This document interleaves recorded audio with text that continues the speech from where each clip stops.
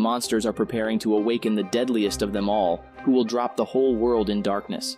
Only a chosen hero can stop this calamity, but no one knows where he is. A long time ago, heavenly warriors called the Zenithians gathered their strength to seal the great evil Nimzo behind the gates to Nadiria.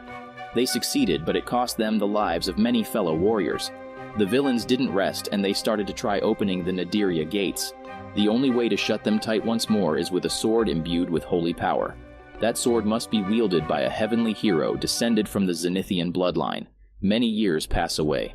A boy named Luca is born in a warrior's family, but not long after his birth, his mother Mata was kidnapped by the monsters. His father Pancraz brought up Luca alone and kept looking for the holy sword and the chosen warrior so he could rescue his wife. Pancraz met King Rodrigo, who promised to find the sword. Afterward, Pancraz continued to train his son, and Luca got to meet a brave little girl named Bianca. Together, they found a leopard-like creature, which Luca kept as a pet and named him Percy. Luca grows up really quick and he has already learned basic fighting skills. Pancraz takes Luca to meet the king, but suddenly a flying monster abducts Prince Harry. Luca witnesses this incident and rushes to inform his father. Pancraz defeats the monsters in no time and rescues the boys.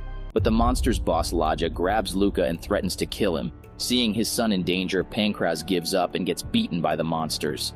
Ladja still doesn't get satisfied and uses a firebomb to kill Pancraz. With his last breath, Pancraz tells Luca that his mother is still alive and must rescue her. Ladja doesn't let the boys go and keeps them as his slaves. 10 years pass away, but Luca and Harry are still enslaved by Ladja along with many other humans. They have tried to escape several times, but the security is really tight. Luca doesn't want to give up and asks for Harry's help. The prince had been observing the monsters and realized that if the slaves die, they are stuffed into barrels and thrown in the river. Harry wants to try pretending to be dead so they can escape through the river. They cover themselves in mud and hide inside a barrel. The plan works and the monsters throw them in the river assuming they are dead. Unfortunately, the river ends on a waterfall and the boys fall down brutally. They get spotted by the monster and keep rolling away in the barrel. Fortunately, they end up on an old man's carriage. The old man helps the boys get away from the monsters. Afterward, he introduces himself Dr. Agon. He made his pub near the monsters' temple to spy on them easily. He has realized that Ladja is just a few steps away from opening the doors of Nadiria and freeing the ultimate evil Nimzo. He will plunge this world into eternal darkness.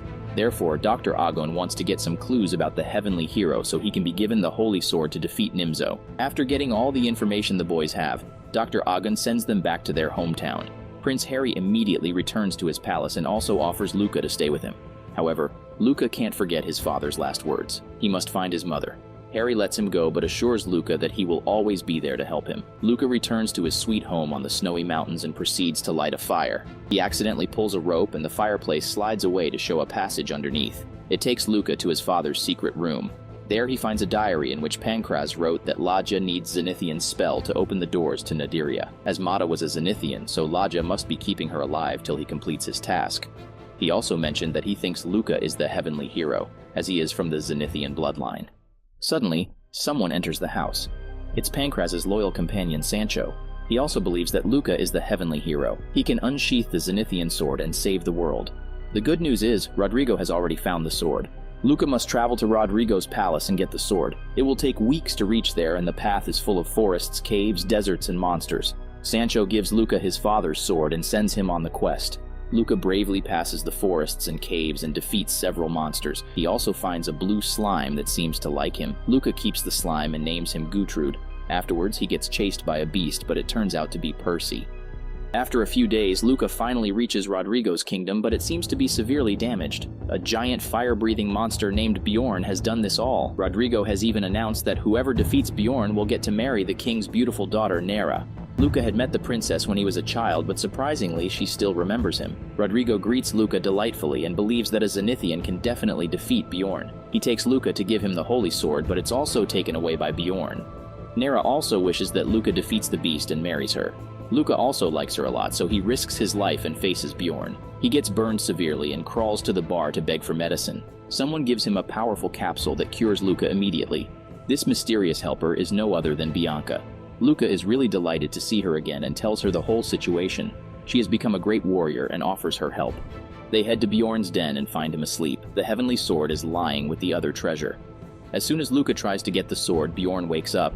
Luca volunteers to distract the monster and tells Bianca to get the sword. She throws it towards Luca and he gets ready to open it. Surprisingly, the sword is not cooperating and Luca realizes that he is not the heavenly hero. He runs away with Bianca and Bjorn keeps following them to the town. Luca designs a plan and sneaks onto Bjorn's back. He damages the monster's wings and makes him fall down. Luca asks Bjorn if he wants to die or summons his loyalty. Bjorn chooses the latter and Luca lets him go. He feels disappointed for not being the heavenly hero and asks Bianca to keep the secret hidden. But Bianca reminds him that he still defeated Bjorn without being the hero. Luca gets cheered up hearing that and asks for Bianca's help to propose to Nera for marriage. Hearing this, Bianca gets a little shocked but agrees to help. Nera likes Luca too, and she immediately accepts the marriage proposal. Nera feels that Bianca is not happy with this marriage, but Luca doesn't notice that. He feels like he is in the seventh sky and he goes to the bar to rest. Bianca greets him there, but she is heavily drunk. Before heading to his room, Luca meets an old lady who asks if he is going to get married. When Luca agrees, the old lady says that Luca seems unsure of his feelings. She also gives him a magic potion that reveals a person's deepest desires. Luca refuses to drink the potion and goes to bed. However, he can't fall asleep and keeps doubting his decision. He gets up and drinks the potion. Afterward, he realizes that his true love is Bianca. He rushes downstairs and sees Bianca in a pitiful state. The next day, Luca meets King Rodrigo and calls off the engagement. He also returns the Zenithian sword as he is not the heavenly hero. Rodrigo gets angry and tells Luca not to meet Nera ever again. However, he let him keep the sword as Luca must find the heavenly hero to save the world. Rodrigo also tells him about the Zenithian dragon that can be used to penetrate through the monster's temple. Luca wants to focus on his life first and heads to the bar. He confesses his love to Bianca, who starts crying in happiness. Luca meets the old lady again and thanks her for the help. He may not get to be the king's heir, but he found his real happiness. Little does he know the old lady was Nera in disguise. She realized Luca's hidden feelings and helped him. Luca marries Bianca and returns to his home in the mountains. The next year, Bianca gives birth to a cute little boy who has the golden eyes of a Zenithian. Luca names him Alus and promises to give him the best life, but he must complete his mission of finding the heavenly hero. Ladja has been trying to open the doors of Nadiria with Mata's powers, but one Zenithian is not enough. So he sends his monsters to bring Luca. They attack his home, but Luca escapes through the basement. The monsters are still after them, so Luca stops to fight them. Bianca gives her baby to Sancho and goes to help her husband. She falls unconscious by the attacks while Luca falls inside a deep pit. Luckily, he survives and returns to rescue his wife. Ladja is holding her in his hands and says that Luca doesn't know the real origin of Bianca. He turns Luca into a stone statue and takes Bianca to his temple. She is also a Zenithian, but her eye color was altered with a spell. As Zenithian can communicate with their minds, Ladja orders Bianca to learn the spell from Mata and help him in opening the doors. Mata warns Bianca not to follow Ladja orders. She must run away to save herself. Bianca does as said, but Ladja gets enraged and turns her into a stone statue as well. 8 years have passed. Luca's son grows up and keeps looking for a cure for his dad. He eventually finds the magic spear and uses it to bring Luca back to live. Luca is really shocked to see his son all grown up, and he thanks Sancho for taking care of Alus. Suddenly, a bunch of monsters attack them. Luca proceeds to give his sword to Alus for fighting, but he accidentally hands over the Zenithian sword. Surprisingly, Alus unsheathes the sword and kills all the monsters with it. The heavenly hero Luca was looking for was no other than his own son. Now it's time to rescue their mothers. Over the past years, the monsters have grown in number. They guard the temple without rest. There's only one way to sneak in, the Zenithian dragon. Luca meets Dr. Agon to know about Dragon's location, but he gets shocked after knowing that Dr. Agon is the Zenithian dragon. However, he lost his magic orb that is needed to change his form. Dr. Agon sends Luca to the fairy kingdom and tells him to wish for the orb. Luca defeats all the monsters in his way and meets the fairies.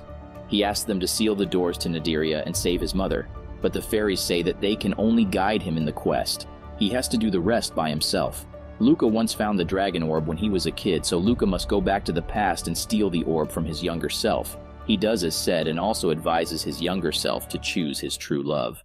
After returning back, he turns Dr. Agon into the Zenithian dragon, and they head to the monster's temple. They also cure Bianca, and together they fight the monsters. Unfortunately, there are too many in number. Suddenly, a flying ship lands on the temple.